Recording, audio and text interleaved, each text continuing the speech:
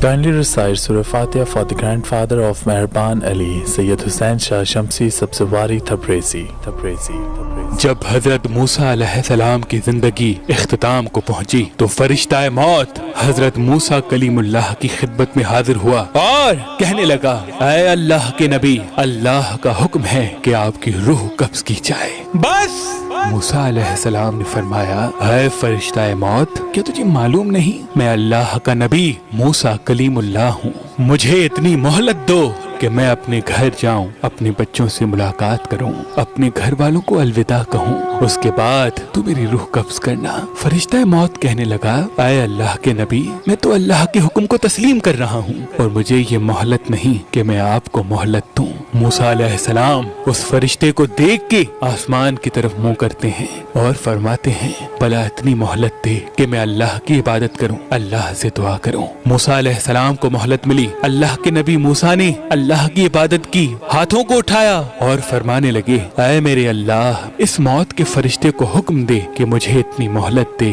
کہ میں اپنے گھر والوں سے الوداع کہہ دوں۔ بس موسیٰ علیہ السلام کی دعا اللہ نے قبول فرمائی۔ اللہ کے نبی موسیٰ علیہ السلام کو مہلت ملی۔ جیسے ہی موسیٰ علیہ السلام اپنے گھر آئے تو اپنی تمام اولاد سے الوداع کہنے لگے۔ کہتے کہتے اللہ کے نبی موسیٰ علیہ السلام کا ایک بچہ جو بہت ہی کم سن تھا، موسیٰ علیہ السلام نے جیسے ہی اسے دیکھا آپ کی آنکھیں نم ہو گئیں اور دل ہی دل میں سوچنے لگے کہ دوسرے میرے بیٹے تو بڑے ہیں، وہ اپنی زندگی گزار لیں گے، لیکن یہ میرا بچہ اتنا کم سن ہے، اتنا چھوٹا ہے، یہ زندگی کیسے گزارے گا؟ جیسے ہی موسیٰ علیہ السلام کا یہ سوچنا تھا، آواز غیب آنے لگی کہ اے موسیٰ، اپنی لاٹھی تمہارے پاس جو پتھر رکھا ہوا ہے اس پہ دے مار۔ جیسے ہی موسیٰ علیہ السلام نے لاٹھی ماری تو وہ پتھر ٹوٹ گیا، اس کے اندر ایک دوسرا پتھر تھا۔ اللہ کا حکم ہوا، اے موسیٰ، اس پتھر کو بھی لاٹھی مار۔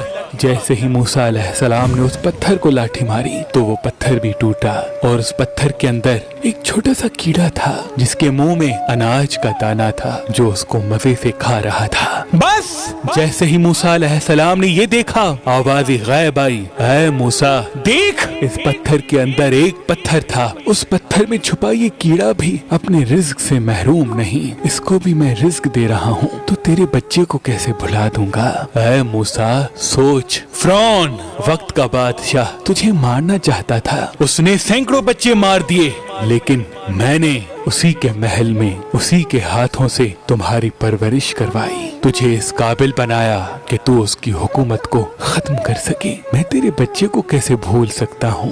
یاد رکھنا، اس کہکشاں کی ہر خلقت میری بنائی ہوئی ہے اور میں اپنی خلقت سے 70 ماؤں سے زیادہ پیار کرتا ہوں، میں تمہارے بچے کو کیسے بھول سکتا ہوں؟ اللہ کے رسول نے فرمایا کہ جب بھی اس دنیا میں خود کو اکیلا محسوس کرو تو یہ یقین رکھنا کہ اس وقت تم اکیلے نہیں بلکہ مخلوق سے الگ ہو کے مخلوق کے خالق کے قریب ہو، اپنے اللہ کے قریب ہو۔ اور جو انسان اللہ کے قریب ہو جائے، جس کا سہارا اللہ بن جائے، وہ ہر منزل پا لیتا ہے اور یہ دنیا خود بخود اس کے سامنے جھکنے لگتی ہے، خود بخود اس کے سامنے جھکنے لگتی ہے، خود بخود اس کے سامنے جھکنے لگتی ہے۔